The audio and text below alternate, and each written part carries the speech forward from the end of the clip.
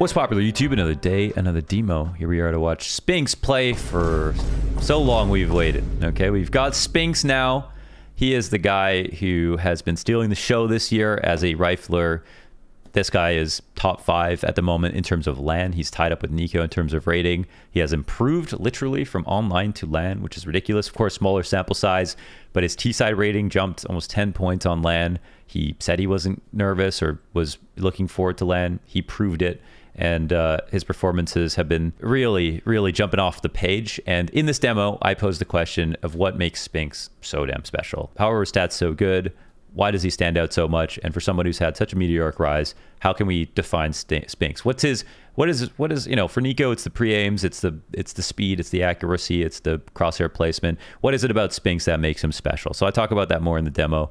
Hope you enjoyed. This is a game versus FaZe at the major. 16-8, Spinx 1.68. rating, 26 kills, and yeah, finally we get a Spinx demo. Enjoy. We're here to talk about the man on an ends who I have failed to do a demo review on for so long now. Sorry about that. I don't know how it happened. I was actually watching his demos and then I never ended up doing one. So okay, I picked one versus a team who I thought it'd be interesting to do here versus FaZe Clan. Coolest part about this demo, we're watching the full T side. I think I'm probably going to watch both halves. We got to do Spinx some justice because he has had an unbelievable year, really. Like this year with Ents, they are relevant because of Snappy, the IGL, and then Diha and Spinx. I think the most, especially on Mirage, are just blowing people away, right? Like, these guys are so good. So we got a 20 kill half here on LAN at the major with Spinx, and we're trying to figure out how it is that he does it. So honestly, this guy has been a real enigma for me. Like, I've watched a lot of the games with him.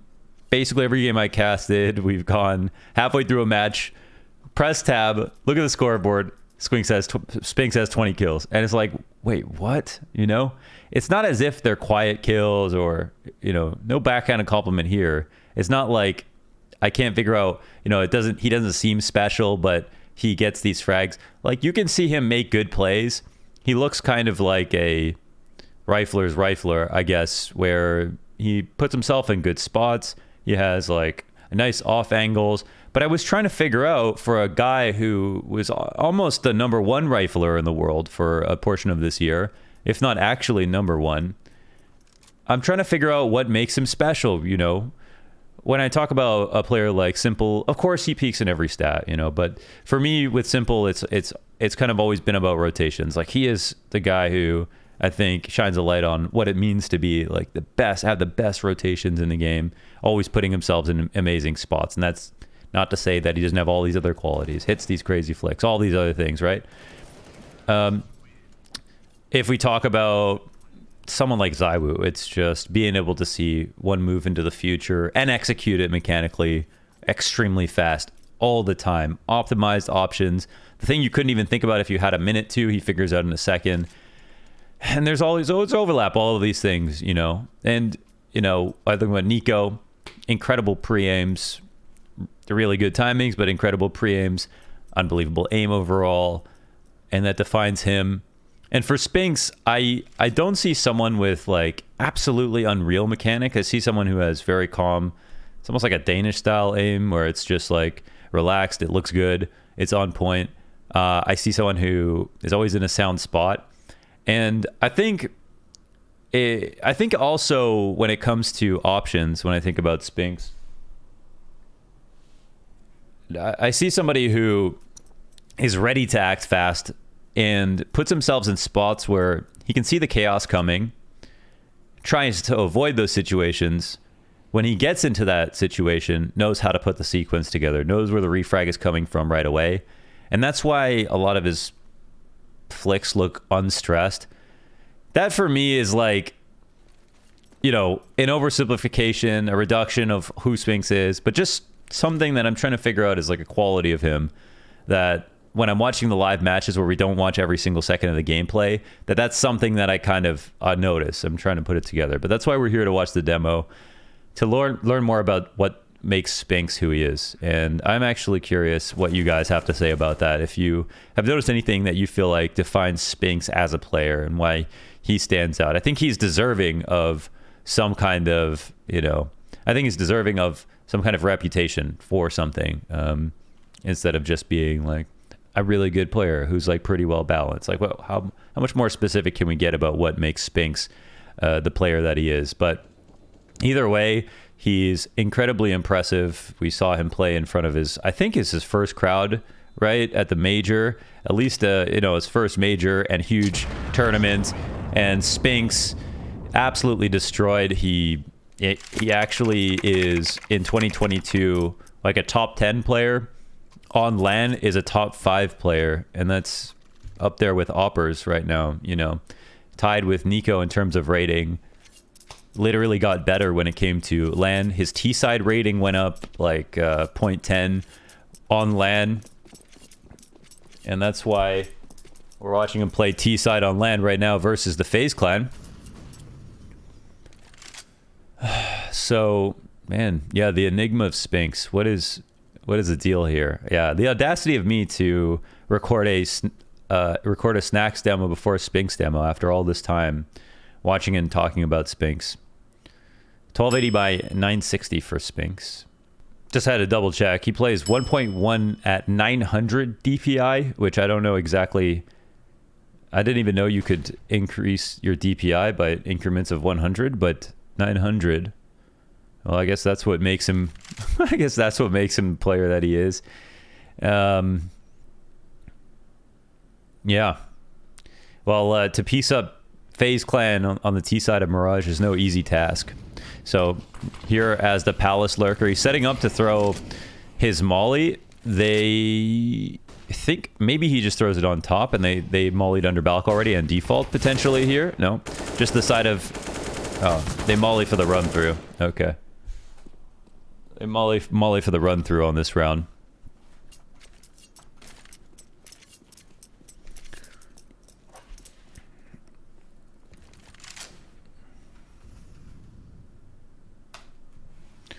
Okay, Top Cat smoke, and we're watching a Halls lurker. And again, he gets a lot of action this map. So I think the pace of the rounds is pretty slow. This angle actually worked out for Spinx a couple of times. I saw CTs walk just directly into him. It's always an interesting mind game, the way that people hold angles in the Palace for the way that CTs will come out and walk. And that was, yeah, that's the kill right there. Kind of perfect with it. Easy, no stress.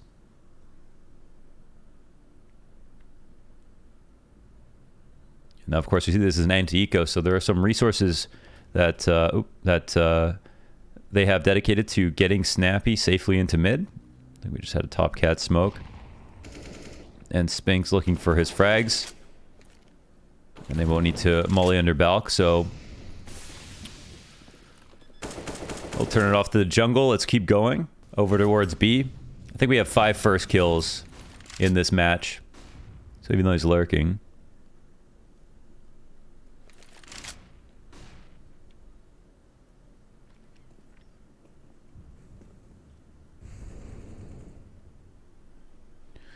So DI actually runs back out of Palace, or out of B apps towards mid, even though they're attacking B.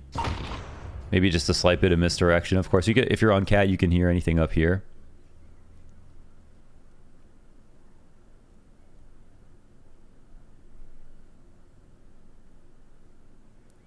And then I think right here, if I had to assume, since we get into this position pretty early, we have Madden watching the cat player, we have Diha here, we have Snappy inside of connector. This is actually a very impressive amount of map control right here. And there's no DP smoke or any kind of push coming in from the CT side. We have a spot where you might actually be throwing away your position to try to push too early, right? Because look at the CTs. They're all on the right side of the map, which is strong for them. But at the moment, they actually don't have much vision in terms of fog of war, right? If you think about what the CTs can see right now, not only do they not have vision on mid, they have no one in jungle to make sure no one's lurking into the window room. You just have Rops watching the back of the window. And none of the positions as it stands are actually bad. But what you're missing right now is, well, can you punish Snappy if he walks up into the window room to flank B? Can you stop Madden from turning the corner and exposing some angles that you might be trying to stand in to fight into the apartments as the entries come out? And what happens if you wait a little longer? Since you're already at minute 5, you don't need this full time to get the bomb down. So with this default in place and all of the significant parts of the map control coming in, do the CTs actually over-rotate and leave the B site because they are overthinking the situation and they have actually no way to get info back, right? It's actually becoming a little bit dangerous to try to re-aggress into the halls in this spot. So that's why we kind of have an overstack here. Rain can spot A, and typically you can rotate back over to B. There's no way to push Palace in this spot. There's no close A ramp pressure, so there's no way to fast rotate in this spot. So maybe it is a case that Dents are trying to chill. And it looks like here, actually, we have... we are actually just trying to carefully get around the corner. Okay, so now if Madden's in this position, most of the time, I mean, this is going to mean the exec has to come in. At this moment in time, once this top con smoke comes up, Madden is totally exposed in this spot, and you have to make this journey right here, okay? This is the hard part. This is where you're running for it, and you have absolutely no cover right here. And he's gonna come through, he's gonna clear Kerrigan, and they're gonna try to scale onto the site. But this entire journey is really bad. It's not fun. But it's actually scary for the CTs too. They have a duty to stop this cat pressure as soon as possible.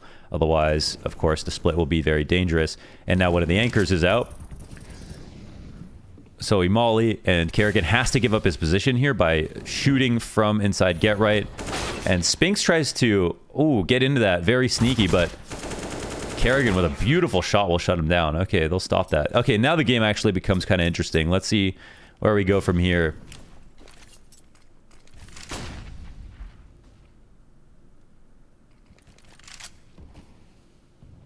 That was a pretty impressive hold from Kerrigan specifically. At the point that he showed himself to fight Cat, it's scary for him, knowing that he can't really come off of the wall when there could be someone sitting in the window waiting for him like Spinx was. But the swing out was pretty perfect.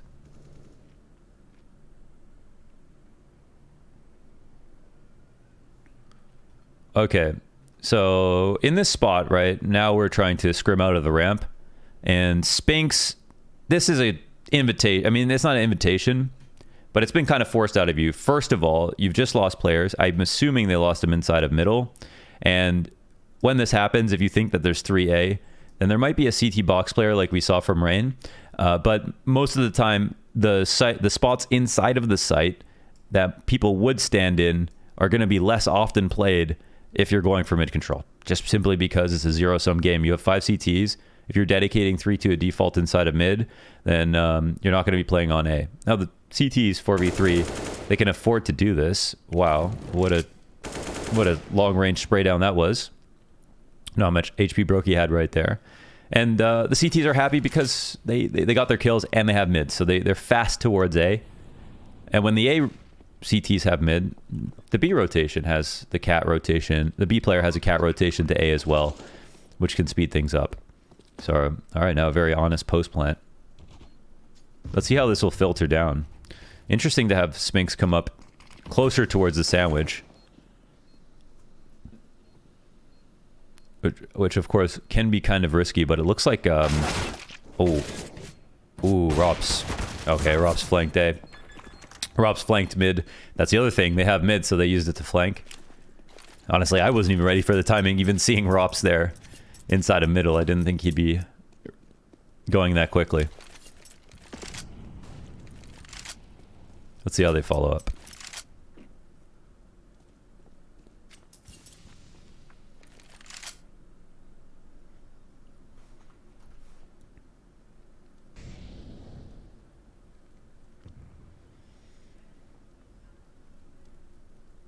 So at the moment, they're going to walk through underpass, and it looks like they're going to... I don't know if Madden's going to smoke window for them from spawn, or if he's going to come and try to support here. But it looks like he's going to try to put in some pressure, but it's pretty scary when you're in underpass like this without top mid support. So they're actually... Okay, they're joining up pretty quickly here. But when you're coming out of underpass, this is a great spot to throw some of your connector nades, to smoke top con, and to molly it. And then if The problem is, though, if there is somebody on cat and they want to fight you, they have an advantage here. I mean, we've seen things like Cloud9 using a boost inside of window to look into underpass, which is very powerful. That doesn't happen in this game. Not many teams are doing that right now, but it's not exactly free to walk out of underpass. So sometimes it is very good to have to have support from the top of middle. There's some situations where you're trying to go totally incognito. That's like a specific tell you want to give away. Okay, you don't do that. But I think most of the time it's really important to have somebody kind of scale with you from the top of middle when you're trying to come out of underpass.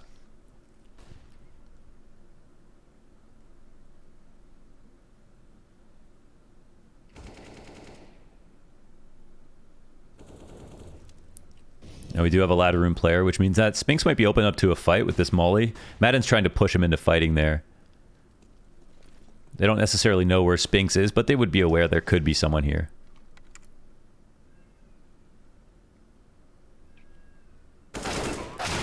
Ooh, wow, okay, that was a pretty beastly shot from Twist. Not much of a way back in. We've got kind of a late start here from Spinx. Not too many kind of big plays so far. Which is crazy because he ends with 20.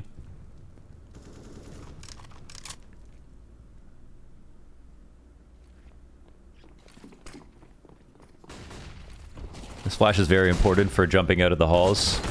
He's not throwing that here. Okay, great shot from Spinx. Gets off that with 20, with 5 HP left over. And his team just does the rest. Okay, chill. So mid's kind of like a game of rock, paper, scissors, sometimes with the grenades, right? There are situations where you molly the window to interrupt the smoke to give yourself one way. There are situations where you jump cat because you think you're going to smoke top mid on cat, and then you can peek them. So I'll maybe go over a situation where you might jump cat like that, because sometimes it looks silly, right? From the viewer's perspective, you see someone jumping out of middle and there's no smoke, and then they just get sprayed down. It's like, why did they do that? And I'm just trying to wait for the smokes to come up so I can draw on the map a little bit better.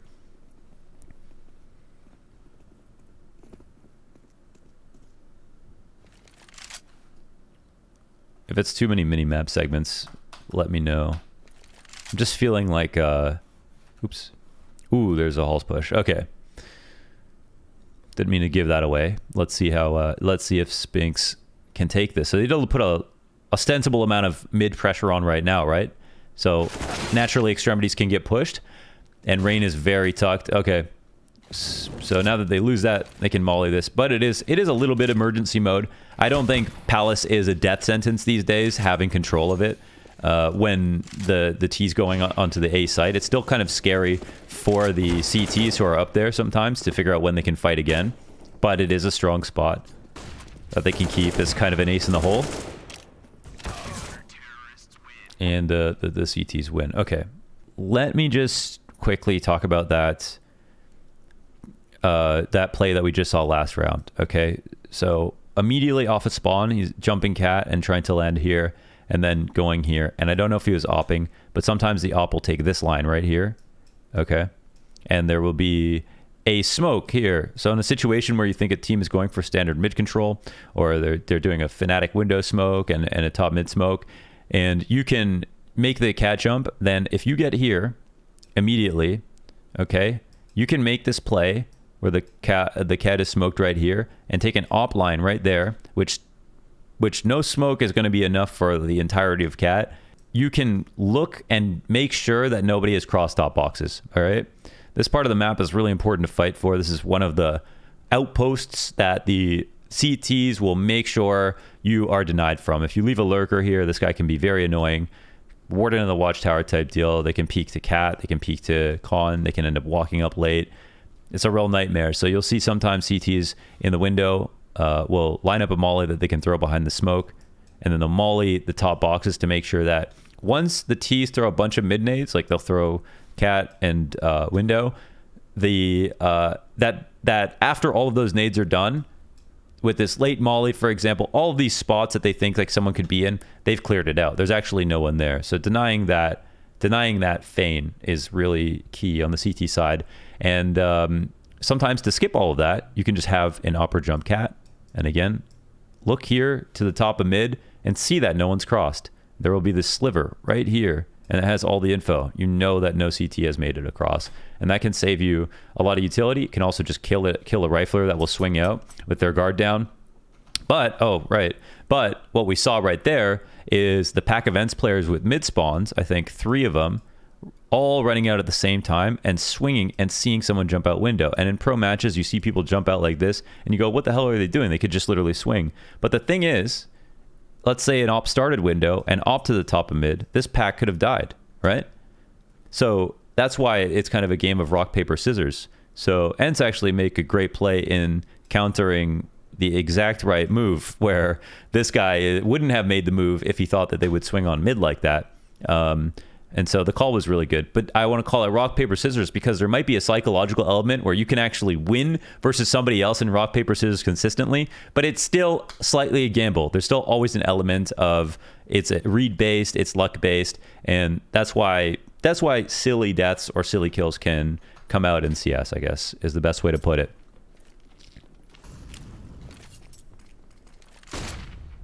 Oops. Getting trigger happy with the X-ray.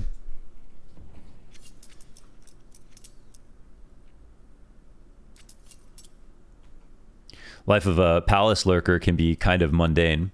Here they put 1 palace and 1 ramp to both try to catch any pushes. And Rain the A anchor goes down, which is an interesting little bit of info. So let's see how they respond to it. They trade out Rain for Snappy, which might tie up Brokey on the A site, right? Because he's the op, and now his rifle support is down. So they actually say, hey, let's take that and hit the B site. They've been kind of looking for a chance to get in this way, and Ents do go B every once in a while. I think they definitely end A quite often.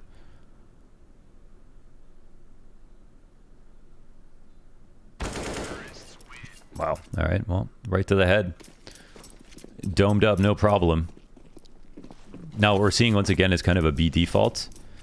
And see these nades right here? So they get the boost into ladder room. They have the lurk to top mid, but there's no one who jumped up. Okay, so here's a spot where this smoke actually has a gap right here, and Madden could have been spotted if they jumped cat and looked at it, right? So that's like a moment. That's like a moment that changes. So right now, Rops goes the kind of slower way, boosts it up into ladder room, and can be huge in stopping Madden from crossing up from cat. And they actually have Twist overstacking the B site, which is with... or actually, they're just playing standard. They have Rops overstacking the B site inside of ladder. And he takes out Madden as the lurker. Okay, so Molly towards bench. Spinx sees the next fight. I think that's something that I mentioned earlier, that it feels like he made that look no stressed because he didn't get tunnel vision with his first engagement. I think he literally pre-fired Kerrigan there. Okay, now they're just coming for free. Rain rocking out of the window. It's super simple. And he does it again. He actually pre-fires. And it's a perfect pre-aim, actually. The 4K. Wow. So, I mean, that's good visualization. That's good trusting your intuition. That's good at pre-aim. So, I guess that's kind of what I felt. That's kind of what I felt watching Spinx, is all these things. Which, I mean, in a sense... it just means he is a really good player, obviously. Everyone should be able to do that, some elements of that. Wow. Actually, extremely fast. Extremely fast, and every pre-aim was really good. Actually, I'm not sure if some of those were pre-fires now, seeing how fast those kills were, because there's no way those were pre-fires.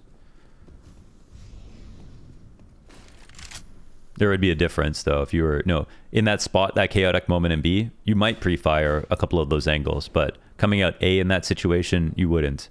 Not knowing, you wouldn't know exactly where people were. There's not enough pressure that you're like helping teammates who are out in the site, so it's a little bit different.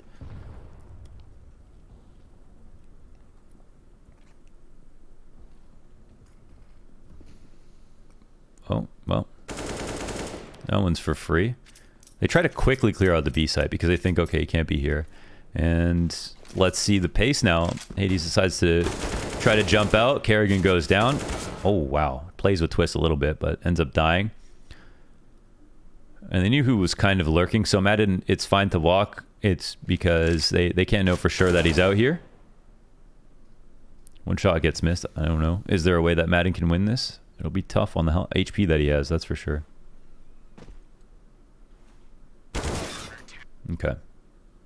And the last round of the half.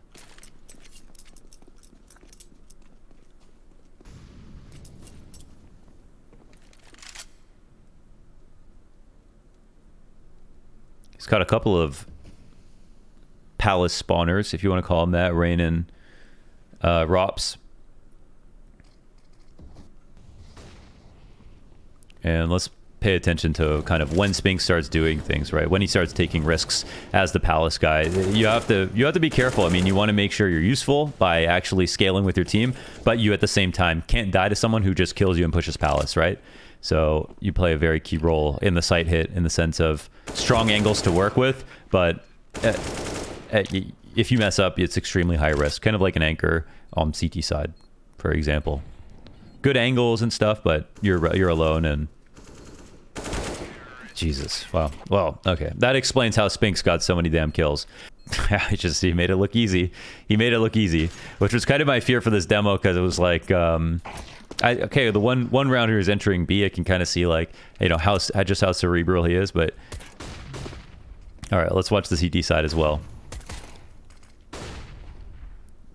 Honestly, his pre-aims are excellent, and I don't say that lightly. And that's kind of the Nico trait as well, right? It kind of feels like he's pre-firing with how good his crosshair placement is, how good his pre-fire are. So maybe that's why he's tied on the year for LAN rating with Nico. Ooh. Scary.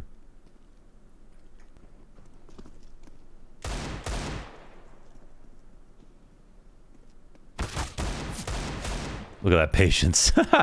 And the third one on the spam. Try to be careful with the shot. Actually pays off. It's a key moment. And that is one of the things that was cool about Spinx. I mean, with the players, you never know how good someone will be on LAN, right? I mean, that's like such a personal journey and something that, you know, you might be openly nervous about playing at LAN. I mean, I feel like you would assume you'd be comfortable and not nervous, but everybody is different. Some people get nervous, some people don't. Some people literally do not get nervous. I mean, Brokey said that he plays a bit better when he gets nervous and that he just doesn't really experience nerves on LAN. And I think some people will say that just because then, you know, everyone's scared of him, but it is true for some. I think nervousness is actually kind of important for, you know, for people. It's like if the thing doesn't matter to you enough that you're nervous, then will you work hard enough to be good, or do you care enough, you know? So no, I don't think nervousness is always a bad thing. Let's see the hold here on the inside of Get Right.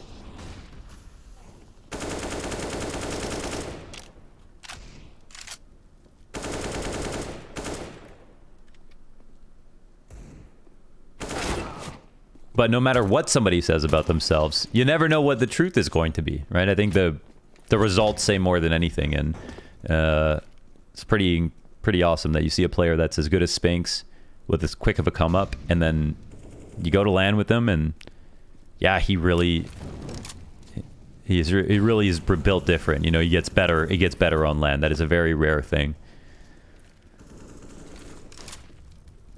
That's something that we saw with Rain. That's something that we've seen with a lot of the kind of legendary players, just better on LAN. When other people get scared, they aren't. Something we see with Stown on Heroic, who's also top player this year so far.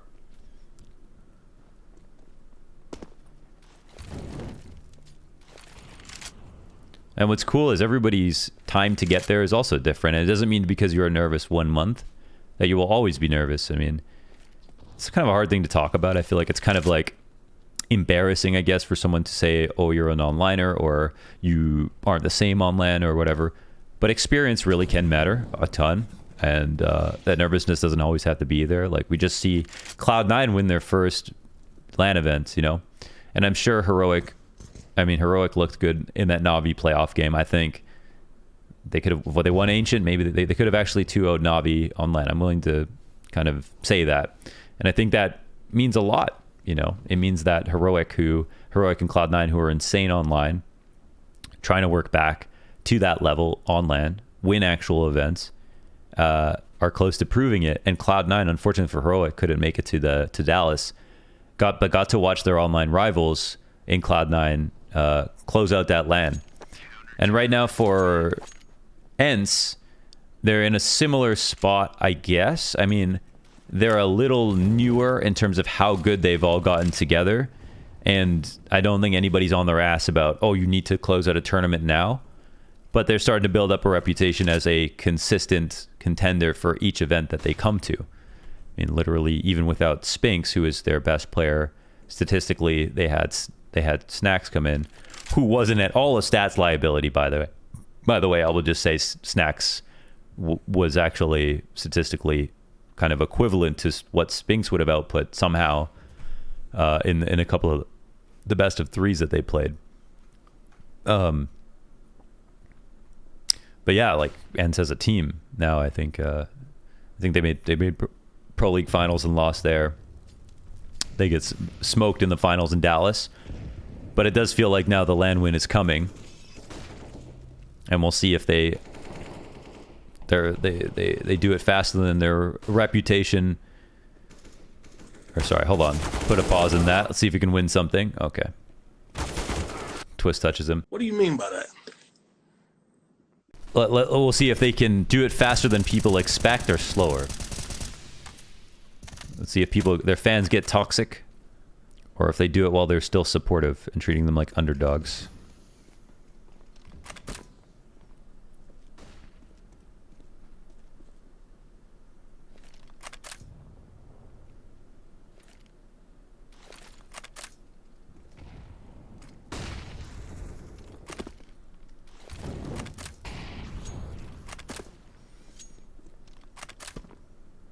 Let's see about the rotation here. We still have jungle control, so this could be someone who has jumped up into the window. Madden was spotting the window, so he'll perfectly leave that responsibility to Spinx, and now Madden can free up and watch the top of Khan. And it looks like the bomb's on the ramp, so now Rain comes out. And he's not going to hand this responsibility over to anybody else. In fact, he will actually walk out.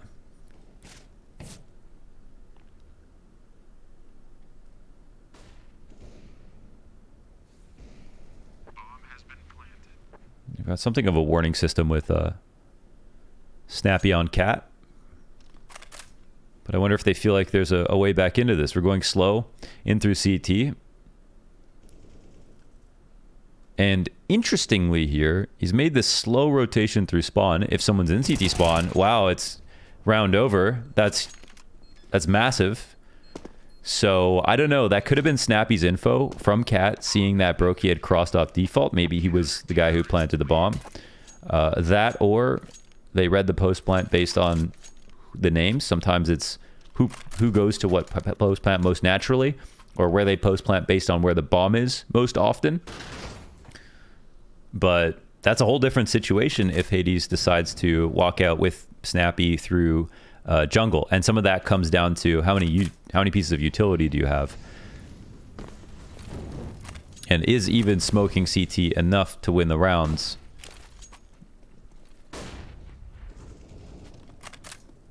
Instead of just killing him. Another big find on that CT rotate. This team's doing a lot this game too, as much as he kind of stole the show rating wise.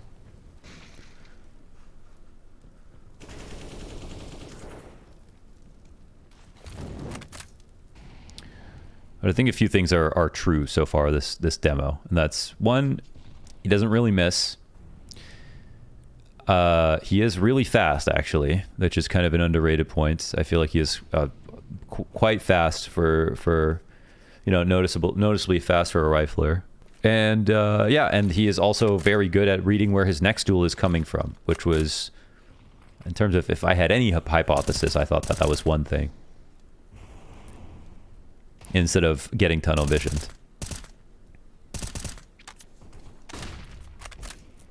Which I think jumps out at me.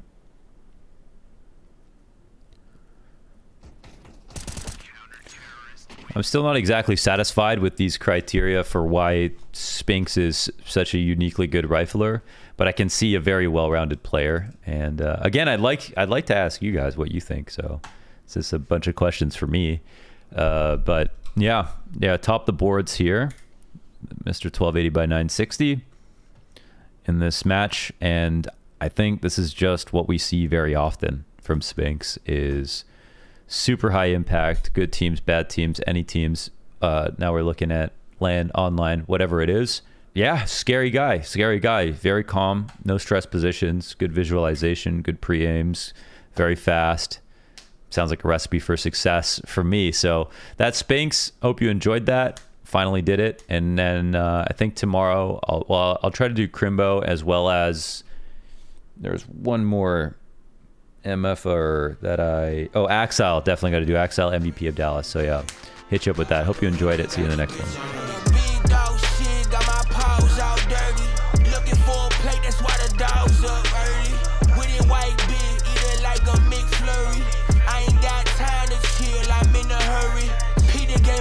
For my daddy ho, smoking dope, but saying raps out on the patio. My pops said you